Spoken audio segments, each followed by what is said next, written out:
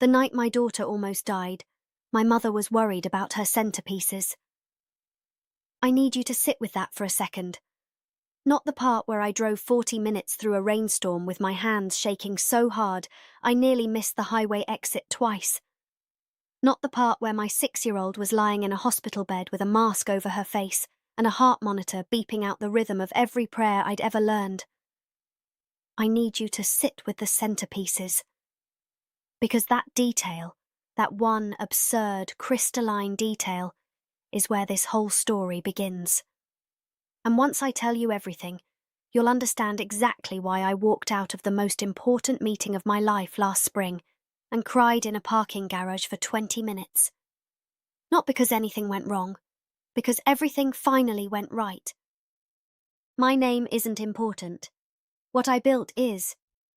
But to understand what I built, you have to understand what I came from. And what I came from was the kind of family that looks perfect from the outside and hollows you out from the inside. The kind of family where love is conditional and silence is currency, and the worst thing you can do is need something. My parents weren't cruel in the obvious ways. There were no slammed doors, no screaming matches, no dramatic scenes, or at least none that they initiated. What there was instead was a very refined, very polished version of indifference. The kind that comes dressed in silk and pearls. My mother could deliver a wound with a smile so smooth you didn't feel it until you were already bleeding. My father was a man who believed that financial management was a moral virtue and that struggling meant you deserved to struggle. He ran a furniture business, Palmer Furnishings, 3 showrooms, the kind of establishment that got written up in local magazines for its showroom design, which I always found quietly ironic given what he thought of my career. They had built a comfortable life, and they had very specific ideas about what that life should look like. I did not always fit those ideas. My brother Blake did. Blake was everything my parents wanted in a child. He moved through the world with the easy confidence of someone who has never once been told their feelings are inconvenient. He married a woman named Lauren, who wore the right jewellery and laughed at the right moments, and never, not once, showed up anywhere with rain-soaked hair and swollen eyes. Lauren had kind eyes that she kept carefully pointed away from anything uncomfortable. I recognised that skill. I had learned it in the same house Blake had. I liked Lauren, actually. That part becomes important later. I left home at 22 with a design degree and more ambition than capital. I married Mark, who is the kind of man that every human being on this earth deserves and almost nobody gets. Mark is a mechanic.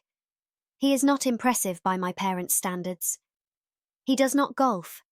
He does not own a single blazer that was not purchased under significant protest.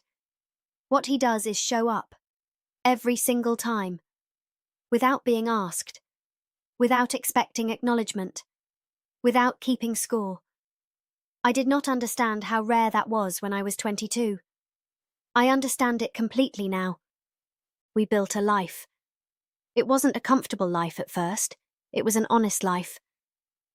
We rented a small apartment and I freelanced from the kitchen table, and Mark worked extra shifts when the work was there, and we made it work because we chose to.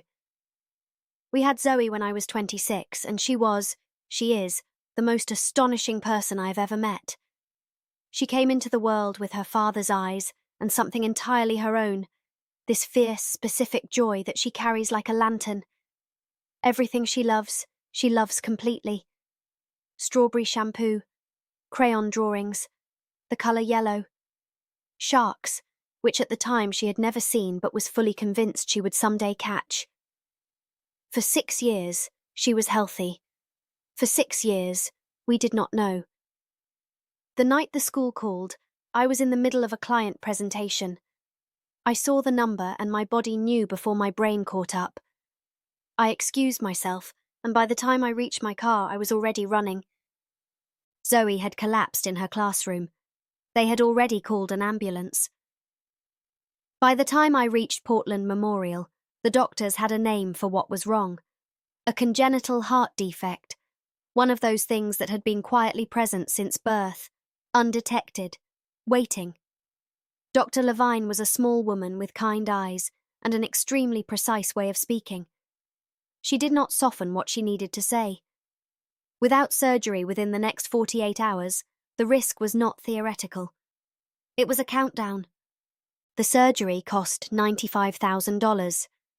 I did not have $95,000. I did not have insurance. I had been on a payment plan to enroll the following month when a client check cleared, and I had made that decision with the casual confidence of someone who does not yet know what the universe is capable of. I know. But I need you to understand that when you are building something from nothing, every single dollar is allocated 3 times before it arrives. There is no cushion. There is no net. There is only the next step and the belief that you will figure it out. I spent 2 hours on the phone with the hospital billing department.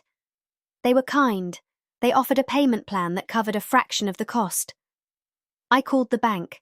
Without collateral, without sufficient credit score, there was nothing they could do on an emergency timeline. I sat in the hospital parking lot, and I looked at my phone, and I thought about the one option I had not tried yet. The one I had promised myself I would never use again. My parents had money. My parents had more than enough money. And I had not asked them for a single thing in 11 years. I drove to their house in the rain. Their home sits at the end of a long driveway, in the kind of neighborhood where the lawns are so perfect they look like they were painted on. When I pulled up, I could see through the windows that the house was full. Warm yellow light, moving shadows, the muted suggestion of music. I had forgotten, or pushed aside, the fact that tonight was Blake's engagement party. 300 people in my parents' home celebrating my brother's upcoming wedding, while my daughter lay in a hospital bed 6 miles away. I walked in anyway. The foyer of my parents' house is marble. It has a chandelier that I used to stare at as a child, like it was a captured star. I stumbled through the double doors with rain dripping off my coat, and every face in the room turned toward me at once with the specific expression that says, "You have violated an unspoken rule." My mother spotted me from across the room, and I watched her face do something I had seen 100 times, that quick, practiced resetting, the smile that never quite makes it to the eyes. She was wearing navy silk. Her pearls were perfect. She crossed the room to me with the smooth efficiency of someone intercepting a problem. She did not ask about Zoe. She said, and I am quoting directly because these words burned themselves into my memory with the permanence of scar tissue. She said, "Vanessa, not now. We have guests. Blake's engagement party is not the time for whatever this is." My father appeared at her side. He suggested we take this somewhere private. Not because he was worried about me, because he was worried about the optics. In his study, with the heavy oak door closed and the sound of the party muffled behind it, I told them everything. Zoe's condition, the surgery, the timeline, the cost. I told them all of it, and I watched their faces, and I watched them process it, and I watched them make their decision. It didn't take long. My mother said, "We simply can't, Vanessa. Blake's wedding is in 3 months. We've already committed to covering the costs." My father said, "We've put down $250,000 for the venue, catering, and honeymoon package. Non-refundable deposits." And then Blake walked in. Because of course he did. He was leaning against the doorframe with a champagne flute dangling from his fingers, and the particular energy of someone who has never once been told the world does not revolve around him. And he said, "I want you to hear this." He said, "Always trying to steal my spotlight, sis." I knelt on the Persian rug. I am not proud of this, and I am not ashamed of it either. I knelt because I had run out of any other options, and my daughter was running out of time. I reached for my mother's hands, and I asked her to help save Zoe. I asked her to look at me and remember that Zoe was her granddaughter, and to choose her. For just a second, one single second, I felt my mother's hand begin to move toward mine. Something crossed her face that I had not seen in years. I don't know what it was. I'll never know. Because then she looked at my father, and whatever it was closed back over, smooth and sealed, like water closing over a stone. My father looked at his watch. I stood up. Something happened inside me in that moment that I don't have a perfect word for. It wasn't anger exactly, or despair. It was more like a door closing. Quietly, completely, with a soft and final click. I unclasped the sapphire bracelet my mother had dangled over my childhood like a prize, and I placed it in her palm, and I walked back through the party with 200 people watching me, and I stepped out into the rain, and I did not look back. Mark was home when I got there. I told him everything. He sat with it for a moment, and then he said, "We'll find a way. Not as a platitude, as a plan." We went through everything we had. My savings, Mark's retirement fund, cashed out early, penalties and all. Mark disappeared into the garage for an hour and came back with a check on the table. $8,000. He had called a man named Johnson, who had been trying to buy his 1967 Mustang for 3 years. A car Mark had restored himself over 2 summers, his father's birthday gift to him when he turned 16. I stared at the check. I said, "Mark, you love that car." He took my hand. He said, "I love Zoe more. Our combined total after everything, every account, every investment, every emergency reserve, the Mustang, was $72,000, 23,000 short, with less than 40 hours remaining." I was at the kitchen table at midnight, staring at Zoe's drawings on the refrigerator. I don't remember falling asleep. The doorbell rang at 6:13 in the morning. I had not slept in over a day. Mark's parents were standing on the porch. Tom and Denise Winters are not wealthy people. Tom is a retired contractor with arthritis in both hands, and a cap he's had since before Mark was born. Denise makes soup from scratch and keeps a garden and takes photographs of everything, because she says you only get so many moments and you shouldn't let them pass without proof. They had driven through the night when they heard what happened. They had not called first because they didn't want to wait for permission. Tom sat down on our couch and he said they had sold the cabin. The cabin in Montana was Tom's life project. He had built it himself over the course of 2 summers on 5 acres of pine forest, every beam, every window, every floorboard, placed by his own hands. It was where they had planned to retire. It was the thing he talked about when someone asked him what he was working toward.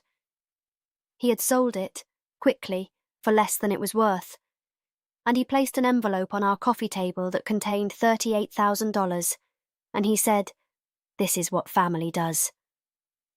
I could not speak.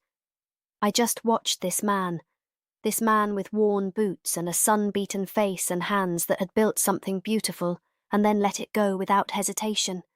And I understood in a way I had never understood before what the word family actually means.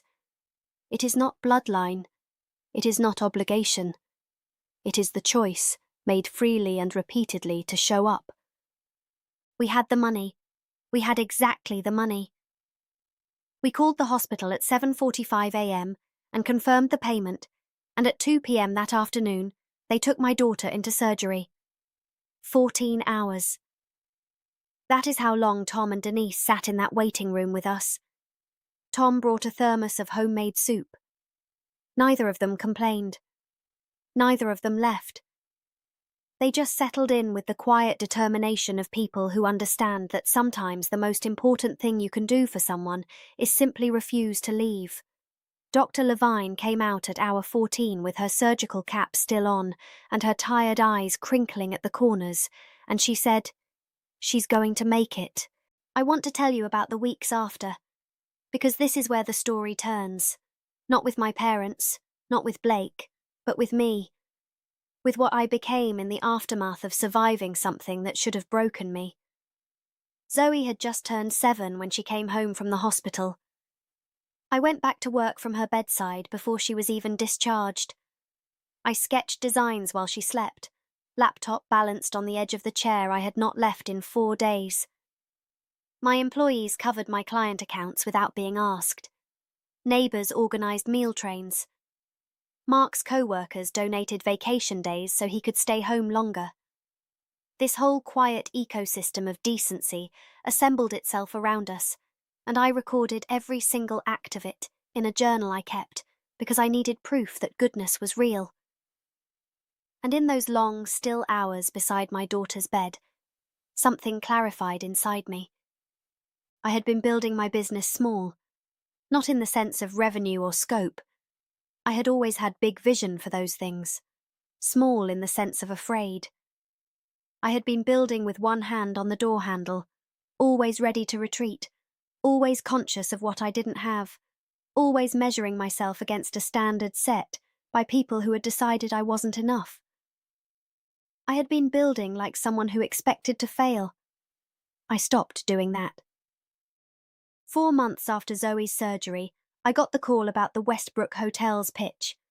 7 locations, complete interior redesign, budget of $1.8 million. The competing firms had portfolios, offices, teams, track records.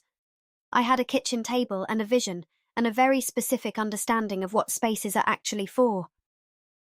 I walked into that conference room and the CEO looked at my proposal, and he said, almost apologetically, "Miss Winters, your firm is considerably smaller than the others we're considering.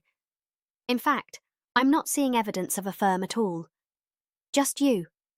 And I said, "Currently, yes. But that's about to change." I told them that hotels aren't just places to sleep. They are places where people shelter during the biggest moments of their lives. First nights of honeymoons, family reunions, business triumphs, sometimes grief. The difference between a forgettable stay and a memorable one isn't thread count or lobby size. It's whether the space feels like it was created for humans or for photographs.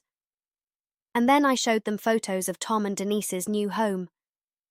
After they sold the cabin, after Zoe recovered, I had redesigned their new space as a thank you. I didn't replace what they lost. I built what they deserved. Custom fishing rod storage for Tom. A kitchen island sized exactly right for Denise's pie making. A window seat angled to catch the morning light, where Tom watches birds at 5 a.m. I showed the Westbrook executives those photos, and I said, "That's what I do. I create spaces that remember the humans who inhabit them." The CEO leaned forward and asked, "Why do you deserve this contract, Miss Winters?" I thought about Zoe's small hand in mine. I thought about Tom placing that envelope on my coffee table without ceremony or expectation. I thought about the night in my parents' study and the door that closed inside me and what I had built in the space that opened up afterward. I said, "Because I've learned what matters, and it's not what most people think." 3 days later, they called. Contract awarded. $1.8 million, initial phase. Mark was in the kitchen when I got the notification. He watched my face change, and he didn't ask. He just caught the phone when I dropped it, and read the screen and lifted me off my feet and spun me around until we were both laughing and crying simultaneously, and Zoe came running from her room and joined in without knowing why, which is one of the great gifts of 7-year-olds. That was the foundation. Everything after was construction. 18 months later, Winter's design studio had a real office, frosted glass on the door, 3 designers at their stations, a wall of windows overlooking downtown Portland.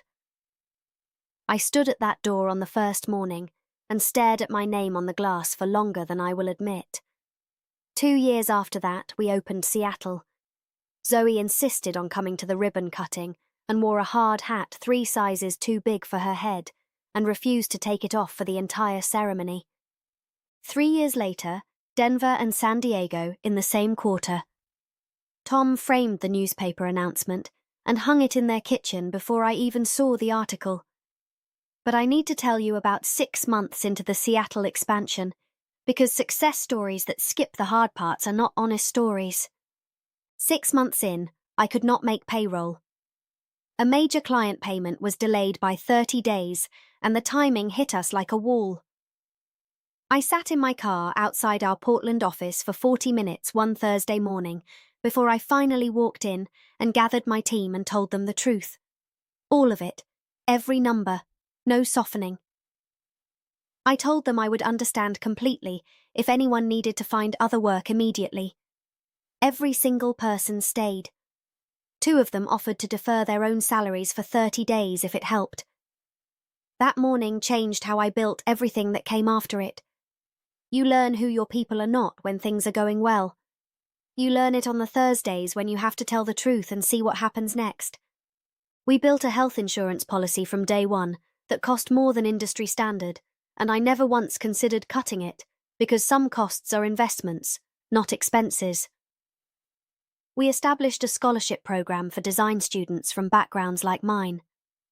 We launched a Children's Heart Foundation in Zoe's name that funded 12 surgeries in its first year. Tom gave a speech at the foundation's first fundraiser. He stood at the podium with his weathered hands gripping the sides, and his voice cracked twice, and he didn't apologize for either crack, and there was not a dry eye in the room. Blake sat in the back. He had called me 3 weeks before the event, not to apologize exactly, but something adjacent to it. He said he had been thinking. He said Lauren leaving had made him see things differently. He said the words carefully, like someone learning a new language. I told him the foundation had reserved a seat if he wanted it. He came. He did not speak. But he came, and he stayed the whole time. And when Tom finished, Blake was one of the people on his feet. I did not forgive him that night. But I filed it away as evidence that people are sometimes capable of movement. Even the ones you've given up on. Now. I have to tell you the rest of the story. Because you've probably been waiting for it, and it happened, and it matters. But maybe not for the reason you think. The Entrepreneur magazine feature came out on a Tuesday. My face on the digital cover, the headline about rising from the ashes, and inside, the interview I had given completely honestly, including the part about my parents. The exact quote they pulled and bolded on the page was, "My own parents let my daughter suffer for a party." That's when I realized blood doesn't define family. By that afternoon, the article had been shared 20,000 times. By the next morning, 3 times that. Podcast invitations, interview requests, messages from strangers who had their own versions of that rainy night, their own marble foyers, their own mothers who checked the time.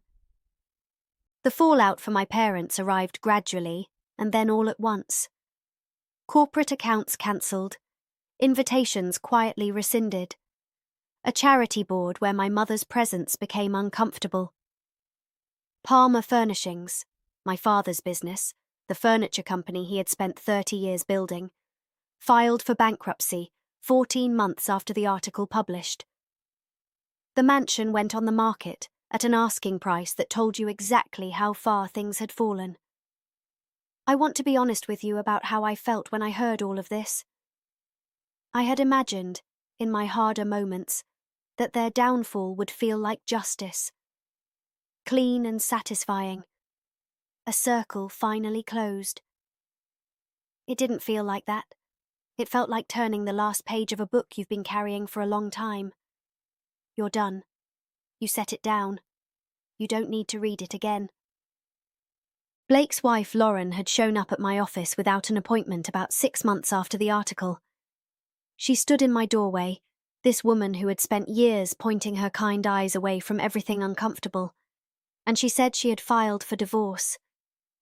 She said reading my story had helped her see things she had been choosing not to see. She said it had given her courage. I made her a cup of coffee and we talked for 2 hours, and I thought about how the people who hurt you leave unexpected wreckage in other people's lives too. And sometimes your honesty is the thing that finally names it. The voicemails from my parents started in October.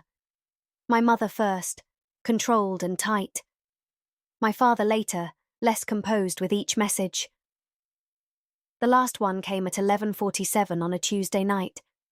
Gerald's voice on the recording, cracked and unfamiliar. Vanessa. Please. We have nowhere else to turn. I listened to it twice. I sat with it. I did not call back that night. Before they arrived for our meeting 2 weeks later, I made one call to the private banker I worked with on the Denver expansion. I already knew what the foreclosure number was. I had known for weeks. I had been deciding what to do with that knowledge. I decided this was the right use. They walked in smaller than I remembered. My father's shoulders curved inward beneath a discount store blazer. My mother's hands shook slightly as she opened her knockoff bag. They looked around my office, the Italian marble, the city view, the awards on the wall, with the eyes of people taking inventory of what they lost. My father said, "Family should stick together in difficult times." My mother said, "We always knew you had potential." And then, and this is the part I will never forget, my father leaned forward and lowered his voice and said, "If you had just explained how serious Zoe's condition was, we might have understood better." I reached for my phone. I tapped the screen, and Gerald's own voice filled the room. "Vanessa, your irresponsible financial decisions aren't our problem. Blake manages his money properly. Perhaps you should take notes instead of asking for handouts. It reflects poorly on this family's reputation." The silence after that recording was the loudest silence I have ever heard. I looked at them, really looked at them, and I realized I felt none of the things I had expected to feel. No satisfaction, no anger, no grief even, just an immense and tired clarity, like standing at the end of a very long road and understanding, finally, that you arrived somewhere worth going. I asked them if they had ever once visited Zoe in the hospital. I already knew the answer. I told them that Tom and Denise had sold their retirement dream without being asked and sat in that waiting room for 14 hours and learned to change Zoe's bandages and monitor her medication. I told them that Zoe had asked me once, in a small and honest voice, why her grandparents didn't love her like Grandma Denise and Grandpa Tom did. My mother's mascara tracked down her cheeks. My father's hands were shaking. I slid the suitcase across the desk. $160,000, exactly what they needed to cover the foreclosure. Not a penny more. I told them it was not forgiveness. It was freedom. Mine. And I told them that from this moment forward, I was no longer their daughter. They walked out of my office and I stood at the window until the sun went down, and I felt, for the first time since that rainy night, 3 years and 2 months and 14 days earlier, I felt clean. Not happy exactly, not triumphant. Clean. Like something that had been pressing against my chest from the inside had finally been removed. I want to tell you about last Saturday. Tom was at the grill with Zoe beside him, her small hands wrapped around the spatula, the two of them completely absorbed in the ritual of flipping burgers with appropriate ceremony. Tom's arthritis was clearly bothering him, and he would not have admitted it for anything in the world. Denise was arranging plates at the picnic table with the focused satisfaction of someone who considers the arrangement of a picnic table a genuine art form. Mark was opening drinks and telling a story to the neighbours that kept making them laugh, his eyes finding mine across the yard every few minutes with that look. That specific look that says, "We made it. Can you believe we made it?" Zoe came running over and pressed a piece of paper into my hands. She had drawn us in crayon. 5 figures, hand in hand, beneath a yellow sun. Mark and me on either side of her, Tom and Denise flanking us all. Every face had a rainbow smile. In the corner she had written, in her careful, deliberate script, "My family." She looked up at me with her father's eyes and she said, "Lily at school has 2 grandmas and 2 grandpas. How come I only have 1 set?" I knelt down. I took her face in my hands. I thought about the marble foyer and the rain. The sapphire bracelet dropped into a palm. The cabin Tom built board by board and let go of without hesitation. The envelope on the coffee table at 6:13 in the morning. The Mustang sold without telling me until after.